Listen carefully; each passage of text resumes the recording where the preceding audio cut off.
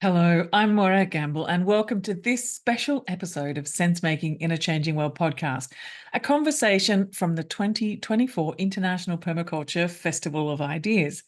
In this festival, I invited my friends and colleagues to join me in conversation, ideas sharing, music, film screening, poetry reading, and storytelling. I was joined by educators, Indigenous leaders, designers, artists, scientists, activists, scholars, practitioners, philosophers, writers, filmmakers, and musicians, exploring ways to broaden and deepen permaculture possibilities. There were 35 speakers at the live event across 8 days in May 2024, spanning 6 continents and over 2,500 registered people for these live events. What an extraordinary event, and I'm so honoured, delighted to be able to share these with you. In this episode, I'm joined by Phoebe Tickell in a conversation about how we can rewild our imaginations, allow creative explorations of a better world for people, all life forms, and the planet. Phoebe Tickell is an imagination activist who invites people to exercise and stretch their imaginations in order to create new possibilities and new action. She's the founder and director of Moral Imaginations, a group who are building a movement of moral imagining, collective imagining to increase radical kinship with the human and more than human worlds. She's a climate activist, Warm Data Lab host, Edmund Hillary Fellow, Schumacher College graduate and scholar, Cambridge-trained biologist, and former scientist exploring possible futures. Before we head to the conversation, I'd first like to acknowledge that I'm recording this episode from my hand-built, solar-powered studio here in beautiful Gubbi Gubbi country with Jinnaburra lands to the east. I'm surrounded here by my permaculture forage gardens in a permaculture eco-village. This podcast is a project of the Permaculture Education Institute. We teach permaculture design, teaching, and livelihood skills online to people on 6 continents, who in turn localize and enrich it and find appropriate ways to apply the planet care ethics of earth care, people care, and fair share wherever they are. Check the links below to find out more about our programs. And remember to subscribe to Sense Making the Changing World on your favorite podcast app, to share it freely, and to leave us, please, a 5-star review and a lovely comment, because it really does indeed help people to find this podcast. Thank you so much for being here, Phoebe, and welcome to the International Permaculture Festival of Ideas. Now, I know that you've been on many different journeys with this, like as an activist, as a scientist, like trying to explore, like, what is this? How did you land on imagination activism? Great question. Thank you so much for that introduction and also for the invitation to be here. And I've been so excited seeing the sea of faces of all the people from all around the world who are contributing, and just what a magical convening to be holding. And thousands of people signed up, which really shows that, this is a movement that is starting to gain traction and awareness. So it really excites me to take part in this. And how I landed on imagination activism, I think, obviously that's probably a very, very long story if I was to tell the whole story, but there are some contributing threads. One of the threads was, starting life and really deeply feeling like I come from a different future, and then arriving in the world and feeling like I'm slowly discovering the difference between where I know in my bones, like the way I know that we should be living, and the way that we are living. And I actually think all of us come from that different future. And I often start my talk saying I come from a future where, and I just give people a sense of what that future is like. And I actually think we all come from a very different future, and we land here and very quickly start to forget, start to just accept what is the current reality. And I use this like quite sad metaphor of a death by 1,000 cuts, because actually, like, when you talk to 5-year-olds and to children, they're like, of course we shouldn't harm animals. Like, of course we shouldn't kill people. Of course we should be in nature. Like, it's obvious. And I actually think it's really obvious. And so what my work is about is helping people connect to that memory, or that sense of what is right, what is true, how to exist in right relation. And imagination is what helps us remember. And actually, there's a beautiful quote by Glennon Doyle who says, maybe perhaps imagination is not what we use to escape reality. Perhaps it's how we return to reality. And that feels really spot on for the work of an imagination activist. And so I guess the last 30 years, has been about defining like what is my form of activism and how do I feel most helpful? How can I contribute the most with this, with the limited set of skills and time I have on this earth. And I started life in science and technology because I found it really interesting and because I was fascinated. And slowly I thought, this could be a great way to help society. And then through that journey, really realized that actually I'm playing into a paradigm that I don't believe in by being a scientist, by being a technologist. And so that thread was also really important because sometimes you define most of what you are by defining what you're not.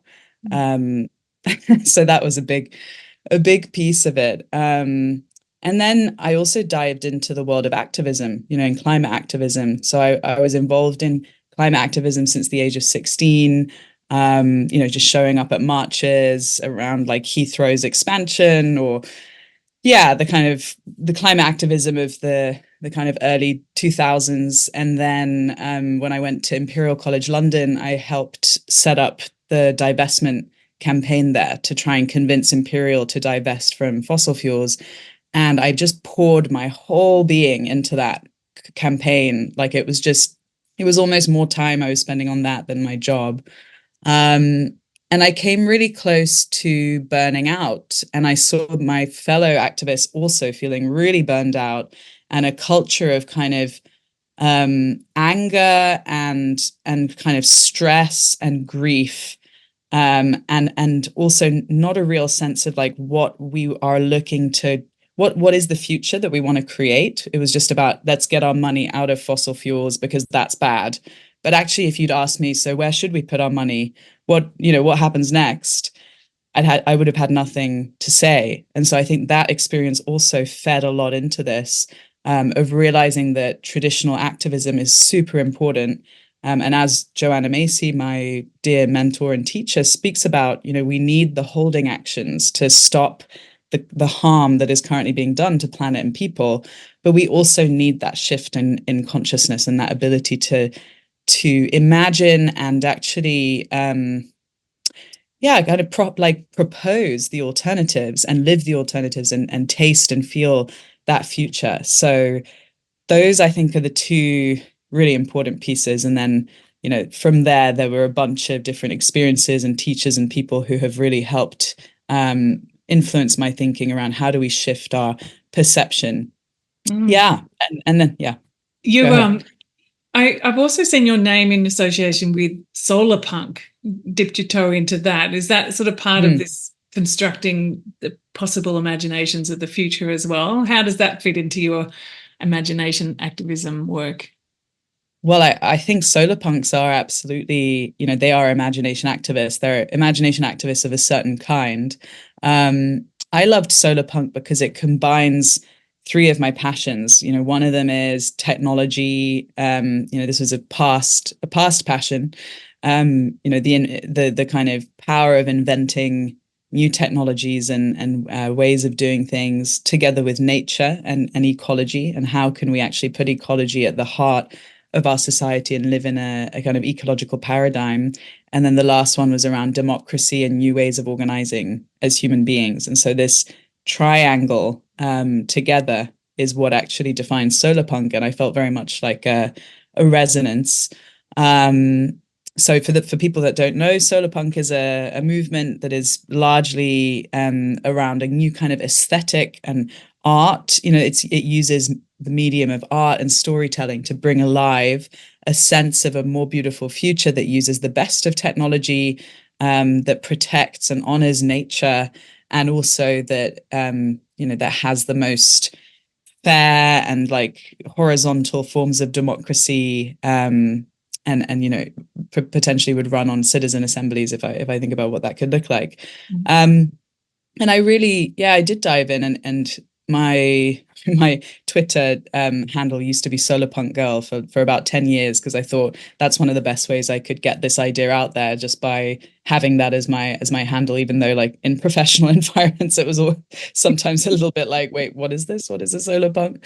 And I commend Solarpunk, and for me, it still veers off into the realm of like techno utopianism.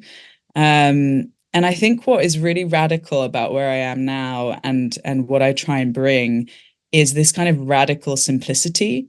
I'm not trying to propose that we go back to, living in villages or tribes, or, like all throwing away all our phones and laptops and kind of going back to the land, and some people call this like cottage core. If you've got solar punk, cottage core is like the other polarization. But what I'm proposing is that actually we don't need new technology. We don't need kind of fantastical innovation to actually solve the issues that we're currently facing. We just have to stop doing the incredibly harmful things that we are doing. We subsidize fossil fuels. And the IMF said in 2022 that we were subsidizing fossil fuels on a global scale at $13 million a minute, which is about 7% of GDP, and also multiple times of magnitude as much as we spend on subsidizing education. So it's like, okay, that problem is not a technology problem. That is actually an imagination problem. So, yeah. So when you explore imagination, you've connected it with the word moral. So can you talk a little bit about what you mean about moral imagination, and how that helps to shape this conversation around like choosing where we put our money and where we put our imagination? Yes. Yes. So this is the work that I've been developing this last 5 years. And the reason that word is so important to me, that we use the term moral imagination, is because we have a system that is currently running and has an entire logic, an entire set of principles, ways of behaving, things that we all agree on, assumptions. It's like a kind of complex adaptive system, which is called, and some people call it capitalism, some people call it capitalist modernity, neoliberalism. There are many ways of kind of pointing at this set of constructs and kind of invisible complex system that we are born into. And I often use the metaphor of a fish tank, because we're kind of born into the fish tank and we're kind of like, oh yeah, this is great, this is normal. And then you start to realize that someone's constructed like a glass tank around you, and you start to, uncover that. And then you realize actually there's an ocean beyond that. And I love that quote by the French philosopher, I can never pronounce his name, but you'll know the quote I'm talking about, where we talk about yearning for the vast and endless sea. And that's the core of imagination activism. So, but back to the moral imagination piece. So we're in this system. And if we say that we want to exercise imagination, that doesn't define whether we're imagining within the construct of the current system, or whether we are actually using a different kind of a force to get out. And Martin Luther King, who has influenced me hugely, talks about soul force. For me, he's one of the most iconic imagination activists and moral imagineers of the 20th century. He talked about soul force. I talk about moral imagination. Like, what is that force where we connect to what is right? We actually start to bring ethics and emotions into the picture, because often, especially in business, that's completely ignored. And actually, you're not really supposed to bring ethics and emotions into how you do business. That would be bad business. But so that's a great example. You can be very imaginative within a corporate business. If you're working in a business that creates, soaps, let's be imaginative. Great, let's create a new soap. You're not changing anything in terms of the deeper logic of our collective agreements and our systems. So moral imagination is really about connecting to what is right, whether it fits the current paradigm or not. It's regardless that it's almost like going back to first principles of how do we exist in right relation with the planet, with each other? How do we treat each other? That's the core of morality. How do we behave with one another? How do we treat each other and other people? How do we live well in this society together? And so you start there and then imagine, how do we imagine from that place? How could things be different if we really put that at the core of everything we do? And so that's why that's important to me, because imagination can be co-opted. Imagination creates nuclear weapons. It creates nation states.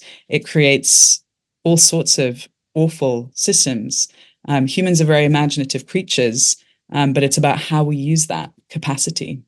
And I was listening to one of your talks, and at the end, you said, what if we didn't leave this room until we hadn't imagined what's possible in terms of addressing poverty, for example.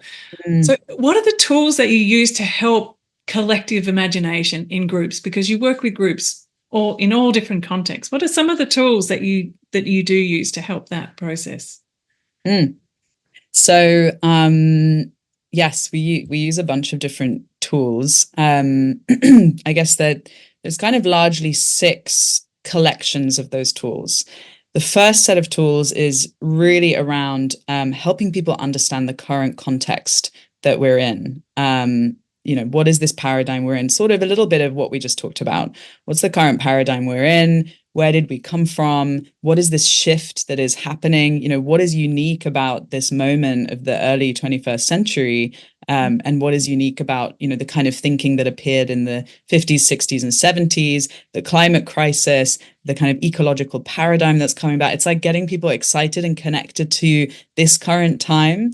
Because I think one of the most powerful tools of colonialism, capitalism, is the kind of erasure of context. It's just like, this is all that there has ever been, and this is just normal, and these are the rules, and there's no question. So it's like expanding that out. Where are we now? What's going on? That's the first set of tools. The second set of tools is questioning the self. Like, what does it mean to be a human being alive at this time? What does it even mean to be a human being in terms of a self? When we have like 60% of us is bacterial cells by weight. Like, how do we start to deconstruct this question of what does it mean to be a human and a self? Then we have a set of tools that help people connect to the past and to history and to ancestors. So those can be your own blood ancestors, like, who are you? What is your lineage? And actually, if we go far enough back in time, ancestors of non-human descent as well. So that's about kind of expanding into the past. Then a set of tools to expand to connect with our non-human family. And so people will be maybe familiar with our Interspecies Council, which is adapted from Joanna Macy's Council of All Beings, and taken into like a decision-making context and policy-making context. And then the last 2 are so expanding out into the future to future generations, and actually expanding a sense of time in all directions, so future and past. In terms of historical past and future generations. So those are the kinds of tools. And then throughout all of that, the idea is also to be creating, I guess, like to strengthen the muscle of imagination, because that is also like a huge piece, is that through our systems, and I know you know this, Morag, because you work a lot in education, I think with young people, our school systems are just so narrowing and kind of they're very much dangerous to the imagination, because they're everything from kind of exam culture and performance culture to the prioritization of STEM, science and maths, and technology over the arts. And in the UK, at least, we're really seeing a massive cutting to arts education, which I think is potentially the worst possible thing that could be happening, because I know that in my own education, it was my art class where I was just given space, time, freedom to just create for the sake of creating, and I literally remember the feeling of kind of overwhelm and like almost like panic of like, but I don't know what I'm meant to do. What do you want me to do? What's the examination? Tell me what to do, because that was like the programming of the education system. So having that one space within school where it was like, there is no rule book, there's no, there is no handbook for how you do art. You do it, you decide. It's one of the most powerful things. So that's the other pieces. You talk about art of the story as being such an important part of imagination activism. And so the kind of stories you tell, like there's a story about the train. I wonder whether you could share a little bit about that and how you use that as a way to prompt people into thinking. Yeah, yes. So that's the story you're talking about is called the Impossible Train story. And it's an example of a story that I'd love to see more of this kind of story. And I kind of did it as an experiment and as an invitation to people to see whether we could start creating more of these stories. And sometimes I think of them as like quantum stories, like stories where the ending is not decided, and there's a kind of like, oh my gosh, like you could read this story in one way or you could read it in another. What's going to happen? And there's an invitation to actually finish the story and imagine. And there's enough of an emotional kind of seed that's planted that people can feel like empowered and activated, like, okay, I want to jump in and create the end of this story. And so this story I wrote in the kind of height of the pandemic in April 2020, when we were in lockdown, and it was a really scary moment. It was really scary, and at the same time there was this huge sense of hope and kind of timeliness, like the time is now, like something's being born here, something is shifting, and there's new potentials and possibilities that are appearing.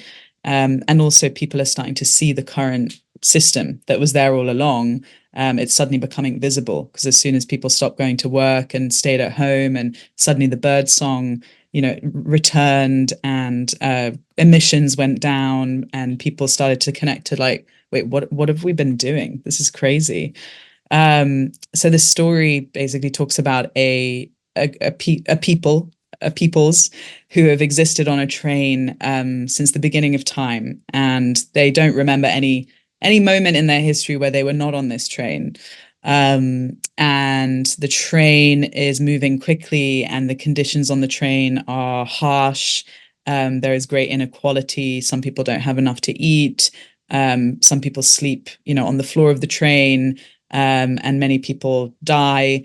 But this is how the train works, and that there are different carriages of the train that have different conditions.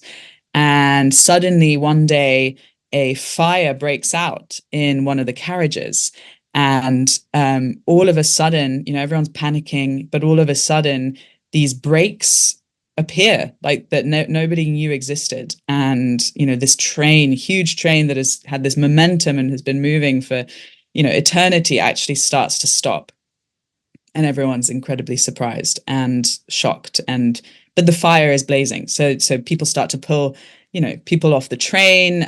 The train stops, everybody gets off, and there's this great commotion.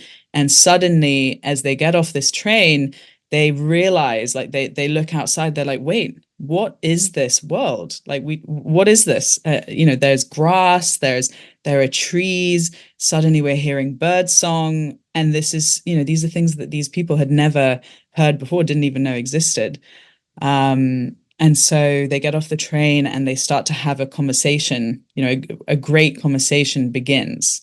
And they ask, what are we going to do? Do we start the train back up again? Do we stop the train forever?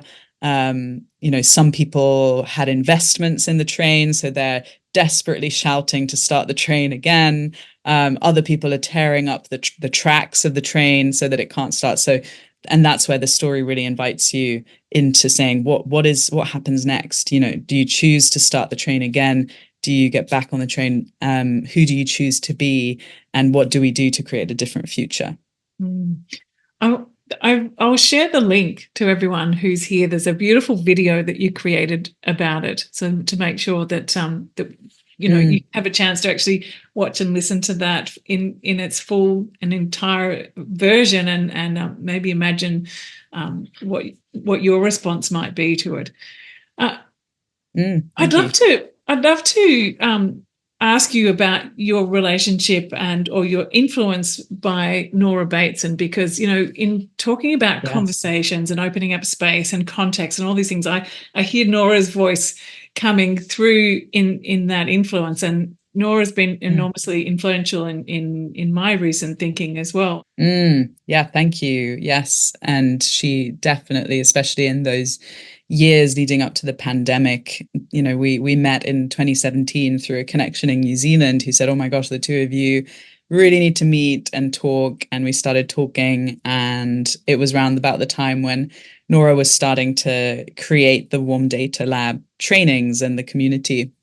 And so we had many, many, many conversations, and I supported on the setting up of the community and the thinking behind that. And Nora and I would speak a lot about, organizational things, but also a lot about exactly what we're talking about here, especially for me coming out of biology, like this question of how is it that we think of ourselves as human beings when actually we're mostly bacteria, and actually we are ecologies. And so I was really doing this work to integrate my ecological background into the activism and social work I was doing, and found it hugely influential and like nourishing to also have that wisdom from Gregory Bateson, who in a way did something very similar in terms of bringing an ecological science into the social realm. So she introduced me to Gregory's work and to the ecology of mind, to steps to an ecology of mind, and I mean, there are so many ways that when you have a very close like colleague and friend, they have influenced your thinking. So there's a lot of that, and there's a lot of just the kind of courage and support to step into quite radical work that I think I can definitely kind of give testament to Nora, like how much she supported me, and just being really rigorous at saying no to things that seem like they are the solution, but really are actually part of the problem. And actually, that's one piece that I found, that I really got from Nora was around communication and the message, and the medium is the message. And obviously, Nora's been really influenced by Marshall McLuhan and many of these amazing kind of media studies and communication like scholars and academics. But this piece around the meta message really, really, really influenced me in terms of like, it's not just what you say and what you communicate. It's also the how, it's also the medium. It's that you could be saying regeneration, but you could say it in a very kind of glossy, capitalist kind of, graphics. Like you see these kind of advertising campaigns that say like nature is important, or we love nature, but the whole thing screams like brand and product. And that's something that I really just really crystallized something for me, because I always had this intuitive sense when I'd see these kind of campaigns, or like, when corporations do like a kind of a bit of a CSR ad campaign where they're like, we love the earth, and you just see that and it just doesn't work. Like you see it and you're just like, yeah, it does not activate anything in me, but you've ticked a box, but nothing has actually happened. Yeah. And so, if you watch the Impossible Train story, you'll see that the whole thing, I worked with an amazing artist called Riley Dow, who I met through the Warm Data community. And so we worked together, and she's worked a lot with Moral Imaginations. You'll see on our website, a lot of the artwork that we create in the imagination process was with Riley doing this live artwork. And that wasn't an accidental choice. It was very conscious to work with Riley, because her art and her way of painting and drawing is very dreamlike and not perfect, not kind of, hard lines and edges. It's very soft and kind of organic. And so there was a lot of thought put into what is the medium that we use. And so that's been a huge piece as well. I wanted to ask you, because I heard you saying in one of your talks about how imagination is different from creativity, from innovation, from design. Yeah. Can you speak a little bit to that? Because also particularly thinking about, how can we be really aware of that, say, as permaculture designers too, stuck in a spot without really activating the potential that we could have. Yeah, so it kind of goes back to what we talked about before around moral imagination and the difference between imagination, because I think imagination can still run on the same priors, and I say priors as like the kind of principles or the previous assumptions, as like innovation. But so I make the difference between innovation and imagination. Is like innovation is creativity in the current system. Imagination is actually reimagining the system. But I've added the moral imagination because I think, unfortunately, imagination can also be co-opted. And you find that as an activist that most things can be co-opted by the current system unless you whack a very, the word moral or activism and you actually like really protect what you're doing. But so creativity, I talk about kind of imagination, creativity, innovation. So there's a kind of line, an arrow between those. So like imagination is the source, it's when you close your eyes before you do anything, it's the fertile soil of your mind, of your beliefs, of your consciousness. It's the realm that is, there is, like William Blake, who has influenced me a lot, really sees imagination as another world, and a world, that you can kind of cross between that world and this world. And I love Blake's work, and he talks about kind of one-fold vision, two-fold vision, three-fold vision, and four-fold vision. One-fold vision is just like the vision. He talks about the like impoverished vision of Newton. So I love that because it's, these scientists who really tried to boil everything down to just like what you can see and cause and effect and the tangible world, which is what I think we're very much stuck in a lot of the West, in, the capitalist modernity of the West. And then you've got twofold vision, which maybe could be like creativity, bringing some creativity. And then threefold vision would be imagination. So imagining other worlds and opening that up and, kind of exiting what is to moving to that kind of possibility space.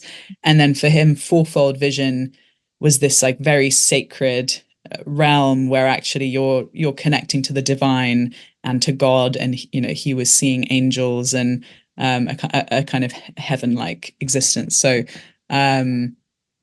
so that's how maybe that unpacks that a little bit, the difference and the different levels of imagination too, that you can access. Yeah.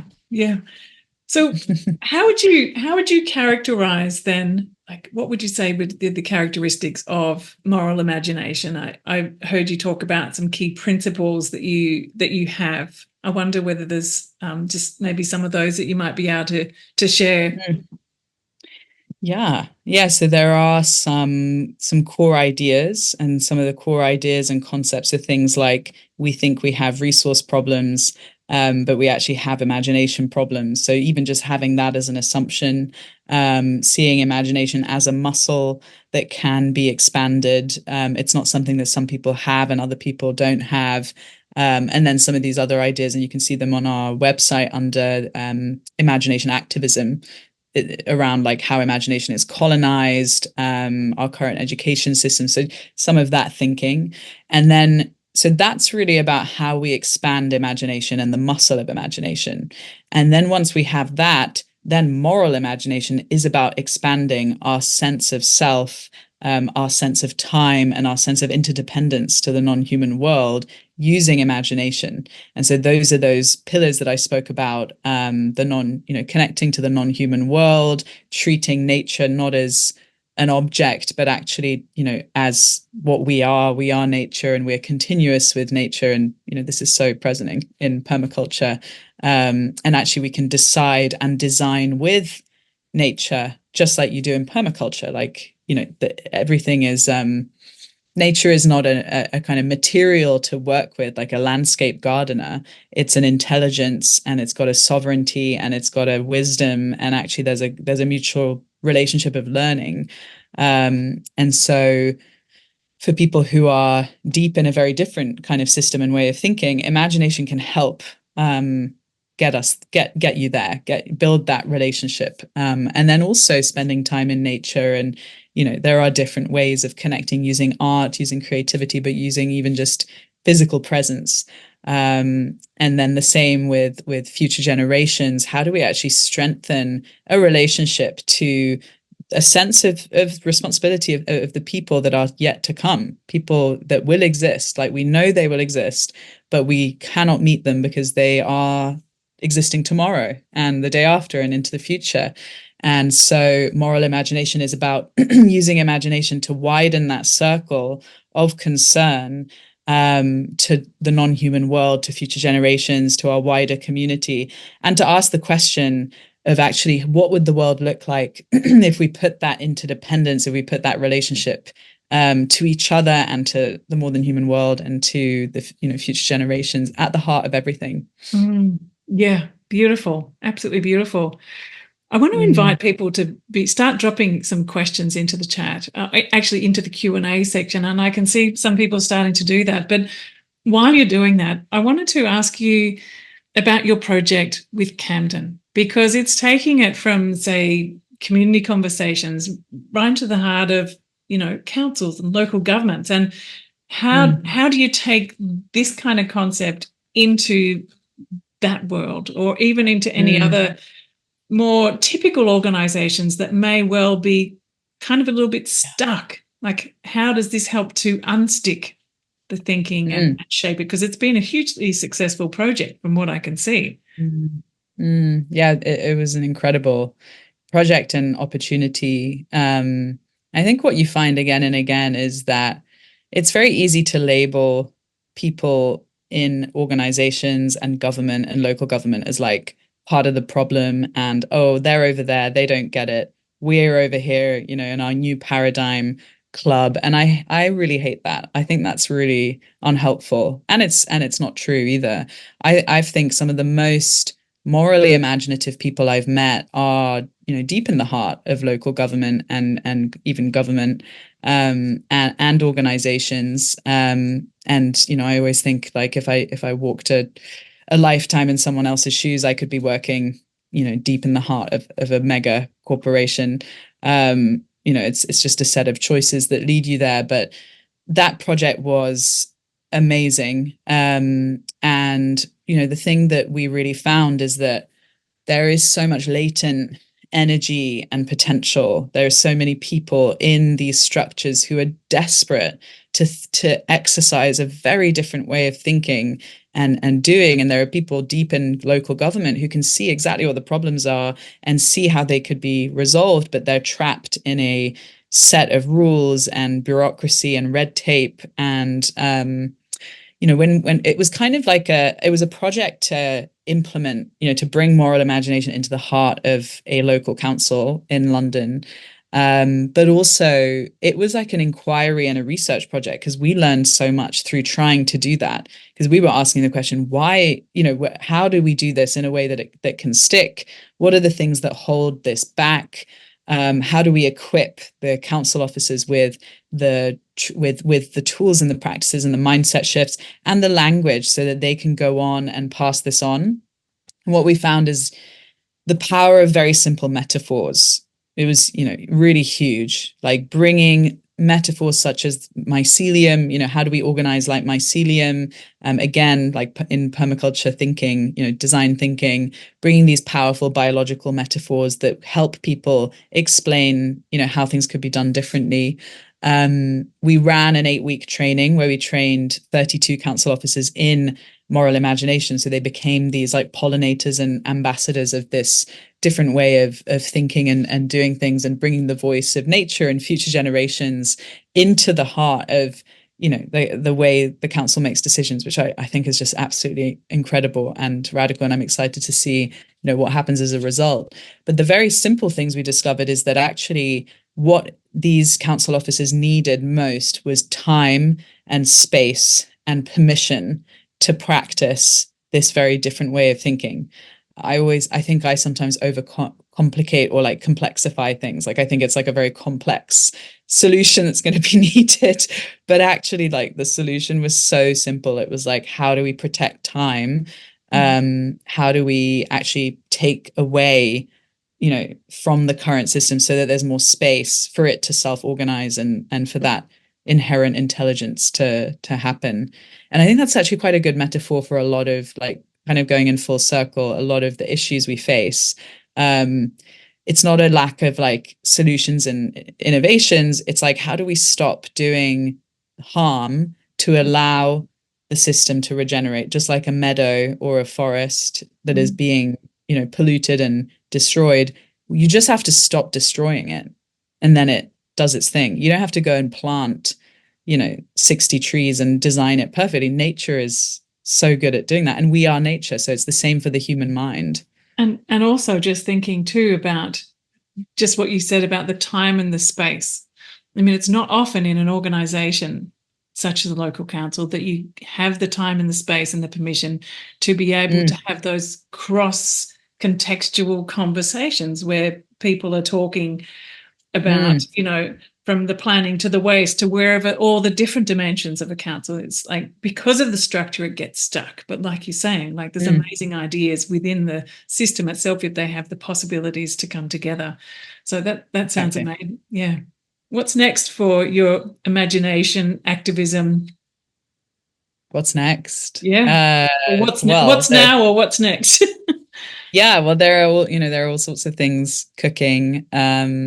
We have so much incoming requests and demands for a public training and to build a community of people that are doing this together. So that really feels like the most exciting thing that we're working towards, is actually creating a way to train people and to build community and to have, you know, a kind of more open practice. Because currently we've been going to places and working with organizations and working with, you know, projects. And so I don't think you identify as an imagination activist to check out your space, then that's coming.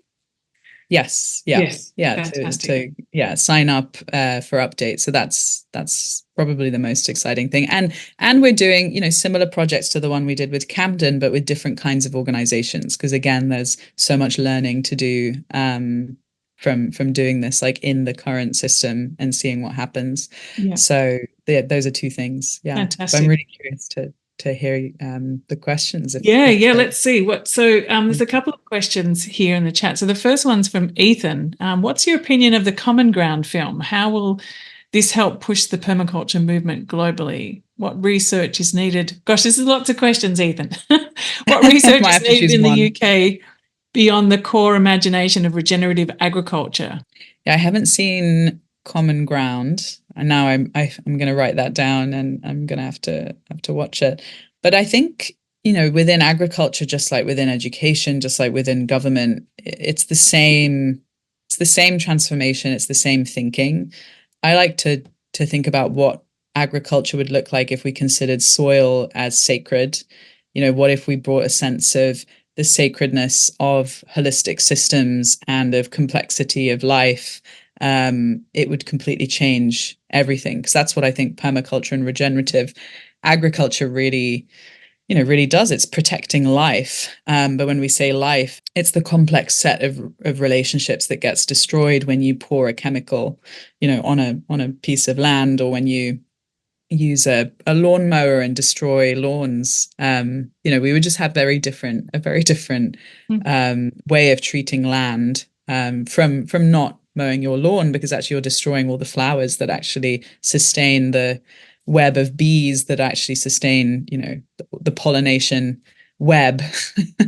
So so I mean that's all I would say, is that I think the kind of principles that we're talking about in government and education apply to land and agriculture as well. Yes, thank you. There's one last question, I know, because we're about to wrap up. How did you work with fear and resistance to change in the councils? Did you find there was any holdbacks there?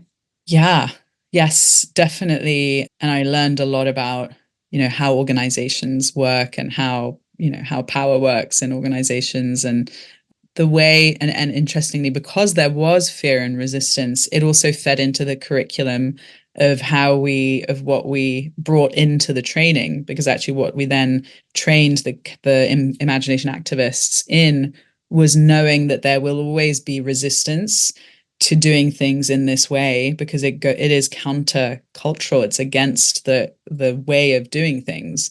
But actually, to be like water was the metaphor we used in that, because and it's very like Jackie Chan, but as soon as you have, this is also part of my critique of like traditional activism, like if you have resistance and pushback, if you try and meet that with the same force, you're playing into the logic of that, and you're actually going to tire out your energy. And actually, in like Nora Bateson terms, this would be like a first order kind of response, right? And the second order response is to respond in a way that is different to the resistance that you're getting. So what we talked about was composting the no. That was what we called this piece of theory. So how do you compost the no? You have a no, you have a resistance, like, okay, be curious. What is that no? Like, can I dance with this? Is it no to this whole thing I'm proposing? Is it no to a part of it? How can I bring in humor? How can I bring in curiosity? Like, how can I assume that we all want the same things, that we all want change? Like bringing positivity and a sense of like, openness, and trying not to judge and other somebody just because they have a different opinion to you. So there was a lot of learning around how do you actually work with what Joanna Macy would call the adversary, our adversaries. And I'd say the same for like an oil executive, although sometimes I do think that force is necessary, and I think that's something that you've got a sense into. It's a different thing, right, where somebody's actively harming you or your family or your planet versus like somebody has a different opinion. And I guess that's what you were talking about before, with sort of the holding and then the holding actions. Well, thank you so very much for being here today, Phoebe. It's just been an absolute delight to have you here in the festival, and there's been lots of comments going on. You all started asking your questions right at the end, so I'm sorry we haven't had a chance to get to them all. I'm seeing some of those questions. Thank you for being here, everyone, and thank you so much, Phoebe. I really, really thoroughly enjoyed this session today. Oh, Morag, thank you so much, and thank you for organizing this entire conference, and for your questions. If you've done this level of research for all your speakers, I'm thinking this must have taken a lot of preparation. So I'm truly grateful. Thank you for this conversation, and thank you for everybody and your beautiful comments in the chat. Thanks for having me. Thank you for tuning into this episode of Sense Making in a Changing World from the International Permaculture Festival of Ideas, and to where you can find all the conversations at the International Permaculture Festival of Ideas. Check out the show notes below to where you can find links to Phoebe's website and where you can find all the conversations at the International Permaculture Festival of Ideas. And also check the show notes for where you can find details of our permaculture courses and resources. Make sure you're signed up to hear news and updates, and come and join us at the Permaculture Education Institute to learn practical skills for designing and teaching permaculture and making a good livelihood while living a permaculture-inspired, one planet way of life.